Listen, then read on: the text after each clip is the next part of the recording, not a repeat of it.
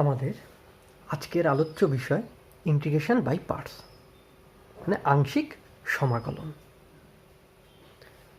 তো এই চ্যাপ্টার শুরু করার আগে ডেফিনিট ইন্টিগ্রালের এর আগে আমরা কি কি করেছি সেটা একটু মনে করার চেষ্টা করব।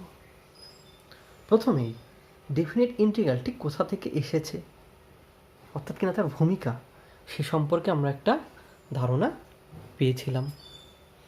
তারপরে ডেফিনিট ইন্টিগ্রাল ঠিক কাকে বলে, কোনটাকে বলে, সেই ধারণা আমরা পেয়েছিলাম। তারপরে আমরা ইন্টিগ্রেশন করা শিখেছিলাম। ইন্টিগ্রেশন, কিন্তু এই ইন্টিগ্রেশন আমরা কয়েকটি পদ্ধতিতে শিখেছি। প্রথমেই আমরা সিম্পল ইন্টিগ্রেশন করেছিলাম। সিম্পল ইন্টিগ্রেশন মানে যেখানে ডাইরেক্ট আমরা সূত্র অ্যাপ্লাই করেই ইন্টিগ্রেশন করা শিখেছিলাম। ঠিক কেমন? এই টাইপের integration, integration cos x d x, যেখানে ডাইরেক্ট ফর্মুলা আমরা ইউজ করে ইন্টিগ্রেশন কস এক্স ডিএক্স মানে সাইন এক্স লিখেছিলাম। তারপরে শিখেছিলাম মেথড অফ সাবস্টিটিউশন, অর্থাৎ পরিবর্ত বা প্রতিস্থাপন পদ্ধতি, যেখানে কিনা ইন্টিগ্র্যান্ডটা এক্স্যাক্ট ফর্মুলার আকারে ছিল না। সেখানে আমরা ইন্টিগ্র্যান্ডের কোনো একটা ফাংশানকে জেড ধরে সেটাকে আমরা এই জেনারেল ফর্মুলার আকারে নিয়ে এসেছিলাম, তারপরে আমরা ইন্টিগ্রেশন করেছিলাম। ঠিক এই টাইপের integration log x by x d x, এখানে আমরা লগ এক্সকে জেড ধরে ইন্টিগ্রেশন করেছিলাম। এরপরের যেটা, সেটা হচ্ছে বাই পার্টস, যেটা কিনা আজকে আমরা শিখব। প্রথমেই যে প্রশ্নটা আমাদের মনে আসবে সেটা হলো যে বাই পার্টস আমি তাহলে কখন করব? যখন সূত্রের আকারে ডাইরেক্ট ছিল ইন্টিগ্র্যান্ডটা আমরা করে ফেলেছিলাম। যখন সূত্রের আকারে ডাইরেক্ট ইন্টিগ্র্যান্ডটা ছিল না, তখন আমরা কোনো কিছুকে জেড ধরে সূত্রের আকারে নিয়ে গিয়ে ইন্টিগ্রেশন করেছিলাম। তাহলে বাইপাসটা কখন করব? বাইপাসটা অ্যাকচুয়ালি করব যখন প্রোডাক্ট অফ ফাংশান থাকবে।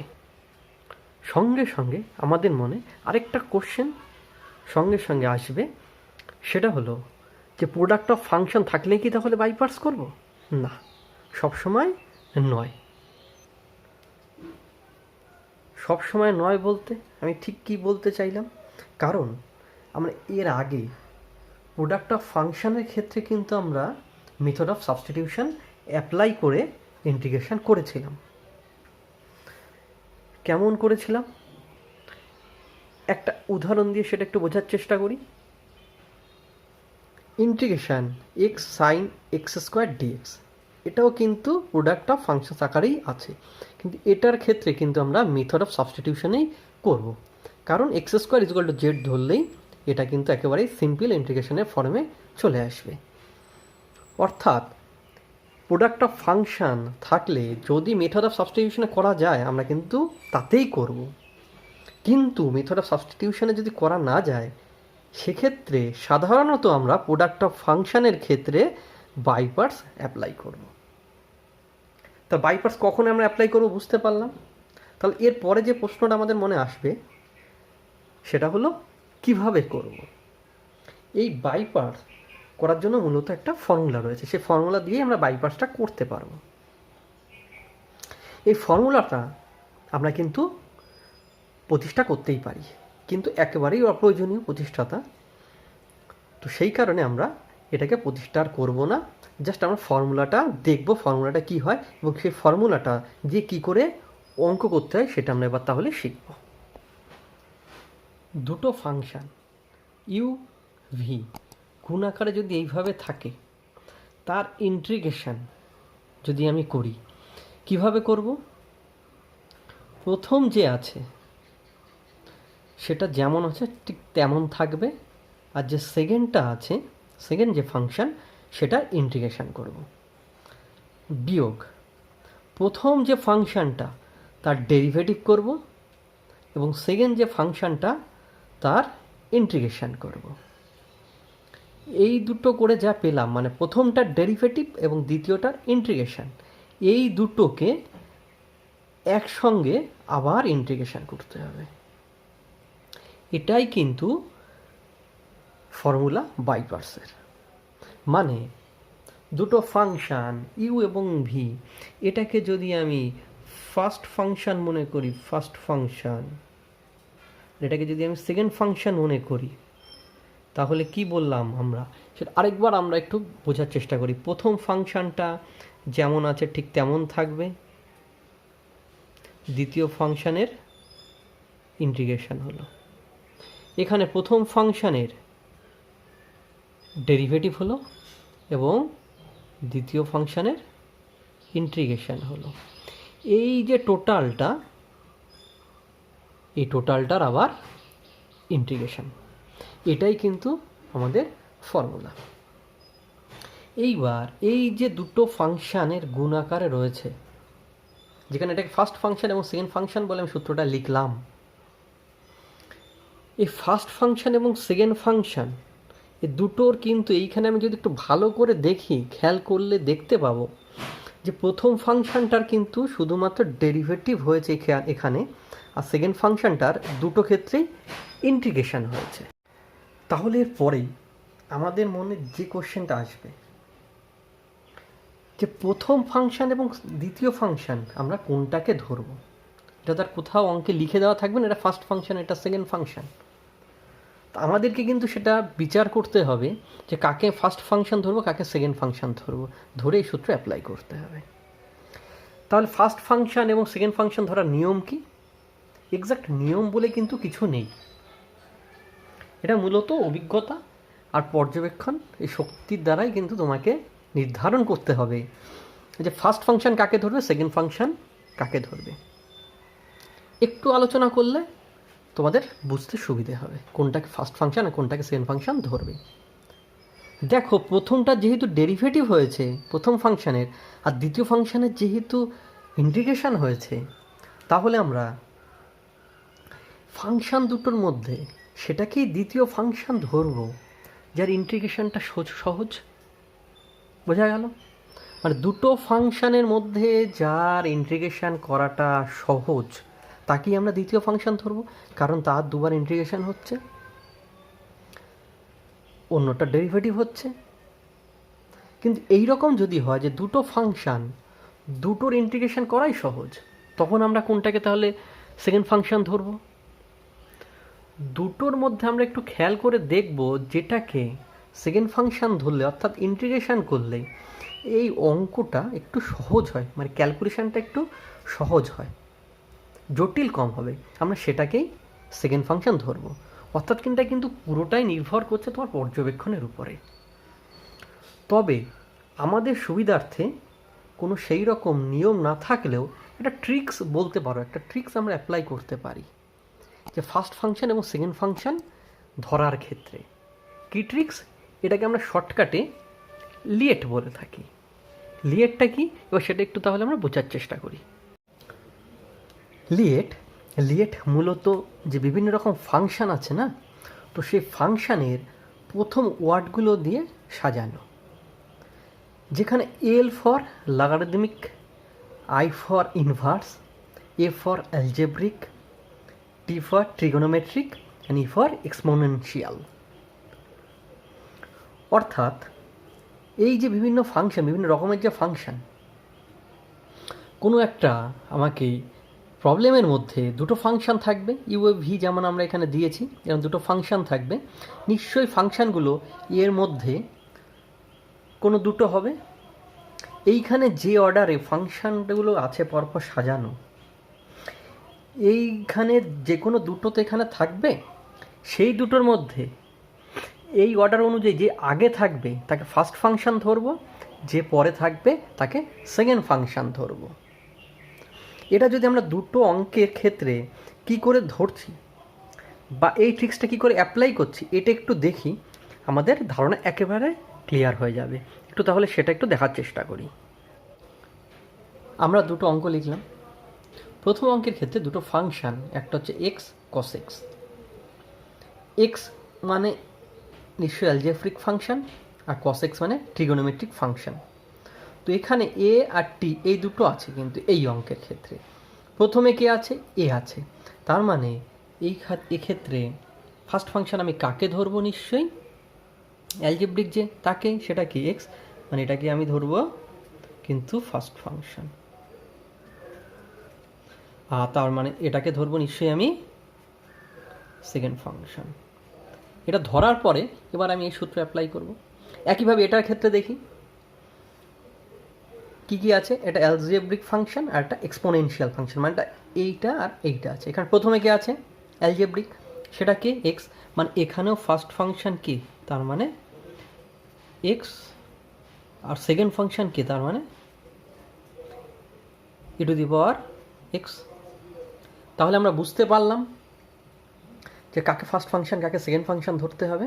এবার আমরা সেকেন্ড স্টেপ যেটা, এই সূত্রটা অ্যাপ্লাই, এবার সূত্রটা অ্যাপ্লাই করি। এবার সূত্রটা অ্যাপ্লাই করতে গেলে আমাকে কিন্তু পুরো অঙ্ক করতে হবে। তাহলে আমরা এবার এসএনদের বইয়ের চ্যাপ্টার 7-এর অতি সংক্ষিপ্ত কয়েকটি অঙ্ক করি। আমরা অতি সংক্ষিপ্ত 2 জায়গার অঙ্কটা প্রথমে একটু দেখি।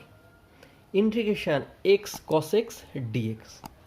এখানে যে দুটো ফাংশন আছে, একটা অ্যালজেব্রিক ফাংশন আর একটা ট্রিগোনোমেট্রিক ফাংশন, লিয়েটে আমরা দেখতে পাচ্ছি এ কিন্তু আগে আছে আর টি পরে আছে। তাহলে এক্ষেত্রে ফার্স্ট ফাংশন আমরা কাকে ধরবো?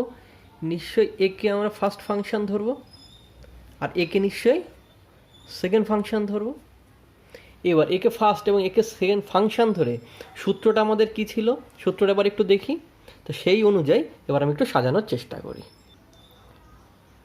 সূত্র অনুযায়ী তাহলে কি দেখলাম, যে ফার্স্ট ফাংশন যেমন ছিল তেমন থাকবে, সেকেন্ড ফাংশন তার ইন্টিগ্রেশন মাইনাস ফার্স্ট ফাংশন তার ডেরিভেটিভ, এবং যে সেকেন্ড ফাংশন তার ইন্টিগ্রেশন, এই টোটালটার আবার ইন্টিগ্রেশন।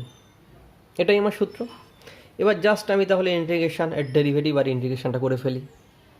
আচ্ছা, তোমরা একটু দেখো, প্রথম ইন্টিগ্রেশন কস এক্সে না ডিএক্সটা দেওয়া হয়নি, বাই মিস্টেক ওটা আমি দিইনি, তোমরা একটু দিয়ে নেবে। মানে ইন্টিগ্রেশন কস এক্স ডিএক্স করবে, আমি আর কাটাকাটি করলাম না। ইন্টিগ্রেশন কস এক্স করলে সাইন এক্স, এক্সের ডেরিভেটিভ করলে 1 হবে, আর ইন্টিগ্রেশন কস এক্স এর ইন্টিগ্রেশন করলে সাইন এক্স। টোটালটা মানে যেহেতু এটা 1 হয়ে গেল, 1 into sine x, just sine x, মানে টোটালটা মিন জাস্ট সাইন এক্স। এবার সেটার আবার ইন্টিগ্রেশন, এটা যেমন আছে তেমনই থাকলো। ইন্টিগ্রেশন সাইন এক্সের করলে কী হবে, মাইনাস কস এক্স। এবার যেহেতু এখানে মাইনাস আছে, তো মাইনাসে মাইনাসে একবার আমরা প্লাস করে দিলাম, plus cos x plus c. তাহলে এবার আমরা নেক্সট প্রবলেম দেখি। এবার আমরা 7 দাগের প্রবলেমটা দেখি, কারণ 2 দাগের প্রবলেম আমরা ঠিক যেভাবে করলাম ঠিক সেম দেখতে পাচ্ছি আমি 4 দাগের 5 দাগের একই, সুতরাং এগুলো তোমরা পারবে আশা করছি। আর 3 দাগের প্রবলেমটাকে কোনটা ফার্স্ট ফাংশন ধরতে হবে কোনটা সেকেন্ড ফাংশন ধরতে হবে এটা কিন্তু আমরা একটু আগে আলোচনা করেছি। তবে 7 দাগের অঙ্কটা একটু দেখি, একটু আলাদা, different. Integration cot inverse x d x. এখানে একটু ভালো করে যদি আমরা খেয়াল করি দেখতে পাবো এখানে কিন্তু ফাংশন একটাই আছে। তাহলে কি করে আমি বাইপার্স করব, আর কেন বাইপার্স করব, দুটো কথা। এই জন্যই করবো কারণ এটাকে কোনো সিম্পল ওয়েতে ইন্টিগ্রেশন করা যাচ্ছে না, তাহলে এবার বাইপার্স করতে হবে। কিন্তু বাইপার্স কী করে করবো, এখানে তো একটাই ফাংশন আছে, কিন্তু বাইপার্স করতে গেলে আমরা জানি দুটো ফাংশন প্রয়োজন। তো আমরা কী করবো, এটাকে দুটো বানাবো। কী করে বানাবো, কট ইনভার্স এক্সকে আমরা লিখতে পারি না কট ইনভার্স এক্স ইন্টু 1 জোর করে। এই ক্ষেত্রে একটা জিনিস খুব ভালো করে খেয়াল করা, সেটা হচ্ছে 1 একে কিন্তু আমি ফার্স্ট ফাংশন ধরতে পারবো না। কেন, একে যদি ফার্স্ট ফাংশন ধরি এর ডেরিভেটিভ করলে কিন্তু 0 হয়ে যাবে। সুতরাং এক্ষেত্রে আমার অন্য কোনো নিয়ম আর দেখার দরকার নেই, আমাকে একে সেকেন্ড ফাংশন ধরতেই হবে। আর একে যদি সেকেন্ড ফাংশন ধরি স্বাভাবিকভাবেই এটা কিন্তু ফার্স্ট ফাংশন হয়ে যাবে। এবার এটা ফার্স্ট ফাংশন, এটা ফার্স্ট আর এটা সেকেন্ড। তাহলে ফার্স্ট ফাংশন কট ইনভার্স এক্স এবং সেকেন্ড ফাংশন 1 হলে প্রথমে সূত্রানুযায়ী ফার্স্ট ফাংশন যেমন ছিল তেমন থাকবে এবং সেকেন্ড ফাংশন তার ইন্টিগ্রেশন হবে। যেহেতু 1 তাই আমরা লিখলাম না, জাস্ট ইন্টিগ্রেশন ডিএক্স লিখলাম, মাইনাস আমরা কি জানি বড় ইন্টিগ্রেশনের মধ্যে ডেরিভেটিভ কার, ফার্স্ট ফাংশনের, এটা ফার্স্ট ফাংশন তাই এর ডেরিভেটিভ, আর যে সেকেন্ড ফাংশন আর ইন্টিগ্রেশন, এটা সেকেন্ড ফাংশন। তো first function derivative, second function integration হলো, তো টোটালটার আবার ইন্টিগ্রেশন হবে। তো এবার এইটার ইন্টিগ্রেশন, এটার ডেরিভেটিভ এবং এর ইন্টিগ্রেশন করে ফেলি। ইন্টিগ্রেশন ডিএক্স মানে জাস্ট এক্স হলো, এক্সটা আগে লিখলাম আমরা, কট ইনভার্স পরে লিখলাম। কট ইনভার্স এক্সের ডেরিভেটিভ করলে আমরা কী হয় জানি, -1/x² ইন্টু একের করলে এক্স, মাইনাস আর মাইনাস কী হচ্ছে, প্লাস হয়ে যাচ্ছে। তো ইন্টিগ্রেশন x/1 + x² ডিএক্স, এটাকে তার মানে আমার ইন্টিগ্রেশন করতে হবে, এটার আর কিছু করার নেই। এটাকে আমি কী করে ইন্টিগ্রেশন করব, এটাকে আমি ট্রিগোনোমেট্রিক কোনো ফাংশন ধরেও করতে পারি। আবার আচ্ছা, আমি একটা কাজ করতে পারি কি, এখানে 1/2 দিয়ে এখানে 2 দিতে পারি, অ্যাডজাস্ট করতে পারি। প্রশ্ন হচ্ছে কেন, তাই তো? কারণ এখানে যদি আমি 2x আনতে পারি, আমি 2x-এ কিন্তু লিখতে পারি dd1 + x², মানে d(1 + x²), তাহলে একবারে কিন্তু আমি লগের সূত্রে অ্যাপ্লাই করতে পারবো। তাই লিখলাম 2x-কে d(1 + x²), তার মানে কী হয়ে গেল, ইন্টিগ্রেশন 1/x dx, মানে এটাকে যদি আমি y মনে করি, মানে dy/y না, আর ইন্টিগ্রেশন 1/y dy সূত্র কি, log mod y, y মিন এখানে 1 + x², তাই লিখলাম প্লাস c, এটাই উত্তর। এরপরে 10 দাগের problem, integration cos inverse 1/x dx, এটা আলাদা আলাদা টাইপ আমি বলার চেষ্টা করছি আর কি। 1/x dx যখন আছে, এটাকে আমার কিন্তু অন্যভাবে ভাবার দরকার নেই, আমরা যা করলাম সেইভাবেই করতে পারবো, সেই কারণে এটা তোমরাই করবে। শুধুমাত্র একটা লাইন আমি করে দেবো, যে integration cos inverse x 1/x dx, মানে আমরা কী লিখতে পারি, আমরা কিন্তু ইনভার্স চ্যাপ্টারে দেখেছি cos ইনভার্স 1/x = কিন্তু sec ইনভার্স x, তাহলে ultimate integration cos inverse 1/x dx মানে কি হলো, integration sec inverse x dx। এবার আমি নিশ্চয়ই আর বলবো না, ঠিক আগের অঙ্কের মতোই এটাকে আমরা ইন্টু 1 করে দুটো ফাংশন বানিয়ে নেব। তো ঠিক আগেরটা যেমন করেছি ঠিক একইভাবে হবে, এটা তোমাদের জন্য রইল, এটা তোমরা করবে। পরের 12 দাগের অঙ্কটা আমরা এবার একটু করি, এটা একটু ভালো। Integration x sin inverse x dx, এখানে কি কি ফাংশন আছে আগে প্রথমে দেখি আমরা, অ্যালজেব্রিক ফাংশন আর ইনভার্স ফাংশন। ওই লিয়েট থেকে আমরা দেখতে পাচ্ছি ইনভার্স কিন্তু আগে, মানে আই আগে এ পরে, মানে ফার্স্ট ফাংশন, তাহলে আমরা কাকে ধরবো, ইনভার্স ফাংশনকে। ইনভার্স ফাংশন মিন সাইন ইনভার্স এক্সকে আমরা ফার্স্ট ফাংশন ধরবো এবং এক্সকে সেকেন্ড ফাংশন ধরবো। তো আমরা ফার্স্ট ফাংশন এটা এবং সেকেন্ড ফাংশন এটা ধরে সূত্রে বসাই। তো সেই অনুযায়ী ফার্স্ট ফাংশন যেহেতু এটা বাইরে থাকলো, সেকেন্ড ফাংশনের integration minus ddx of first function integration second function, টোটালটার আবার ইন্টিগ্রেশন। তাহলে এটার ইন্টিগ্রেশন, এটার ডেরিভেটিভ আর এটার ইন্টিগ্রেশন, এবার আমরা সেটা করি। সাইন ইনভার্স এক্স যেমন থাকলো, ইন্টিগ্রেশন এক্স ডিএক্স, এক্স এর করলে আমরা কী হয় জানি, x²/2 ইন্টিগ্রেশন সাইন ইনভার্স এক্সের ডেরিভেটিভ করলে আমরা কী হয় জানি, 1/√1 - x², আর ইন্টিগ্রেশন এক্স ডিএক্স এর করলে x²/2। এই পুরোটার আমরা ইন্টিগ্রেশন করবো সেকেন্ড স্টেজে। এই পার্টটার ইন্টিগ্রেশন করতে গিয়ে আমাদের মনে হলো এক্সটাকে যদি কোনো ট্রিগোনোমেট্রিক ফাংশন ধরি সুবিধা হবে। 1 - x² যেহেতু আছে, আমরা x = cos θ ধরলাম, তাহলে 1 - cos² θ হবে, মানে 1 - cos² θ মানে সাইন θ লিখতে পারবো। আর এক্স যদি cos θ ধরি, dx = কত হবে, মাইনাস সাইন θ dθ আমরা জানি, তার মানে dx এর জায়গায় আমরা লিখবো মাইনাস সাইন θ dθ। এখন মাইনাস, এই মাইনাসটাকে আমরা একবার অ্যাডজাস্ট করে দিয়েছি, এই মাইনাসের সঙ্গে মাইনাস গুণ করে প্লাস করে দিয়েছি, হাফ যেহেতু কনস্ট্যান্ট এটাকে একবারে বাইরে লিখলাম। x², x মানে কি, cos θ ধরেছি, মানে x² মানে cos² θ, dx মানে sign θ dθ, sign θ D theta লিখলাম, আর নিচে root over 1 minus cos square theta লিখলাম। 1 মাইনাস কস স্কোয়ার থিটা মানে আমরা সাইন স্কোয়ার থিটা লিখতে পারবো, আর root over sine square theta মানে সাইন থিটা আমরা লিখতে পারবো। তো 1 মাইনাস কস স্কোয়ার মানে সাইন স্কোয়ার, যেটা বললাম রুট ওভার সাইন স্কোয়ার মানে সাইন থিটা। এখন কিন্তু আমরা দেখতে পাচ্ছি যে সাইন থিটা নিচের সাইন থিটার উপরে সাইন থিটা কেটে যাচ্ছে। তাহলে integration cos square theta d theta, আর ইন্টিগ্রেশন কস স্কোয়ার থিটা আমরা একাধিকবার ইন্টিগ্রেশন করেছি। এটা দ্বিঘাত থাকে, আমরা একটা একঘাত করিনি। কী করে করিনি? 1/2 দিয়ে 2 কস স্কোয়ার থিটা করি, আর 2 কস স্কোয়ার থিটা মানে 1 প্লাস কস 2 থিটা আমরা লিখি। এবার তাহলে তাড়াতাড়ি আমরা 2-3টে স্টেপ করে ফেলি। তো কস স্কোয়ার থিটা 1/2 দিয়ে 2 অ্যাডজাস্ট করি, 2 কস স্কোয়ার থিটা, যেহেতু অনেকবার করেছি এটা ডাইরেক্টই করলাম। 2 কস স্কোয়ার থিটা মানে আমরা কী লিখতে পারি? একবারে 1 প্লাস কস 2 থিটা একবারেই লিখলাম। এবার ইন্টিগ্রেশন করি, 2 আর 2 4 হবে। একে ইন্টিগ্রেশন করলে নিশ্চয়ই থিটার রেসপেক্টে থিটাই হবে, প্লাস কস 2 থিটার ইন্টিগ্রেশন করলে কী হবে আমরা জানি, সাইন 2 থিটা, যেহেতু 2 আছে ইন্টু তো বাই 2। এখন আমাকে যেহেতু থিটা দিয়ে তো নিশ্চয়ই ছিল না, আমাকে থিটার মানটাও কিন্তু বসাতে হবে। এটা যা আছে থাকলো। থিটা মানে কি? X equal to cos theta যদি হয়, থিটা ইকুয়াল টু কী হবে? কস, এর পাশে চলে আসে কস ইনভার্স এক্স হবে।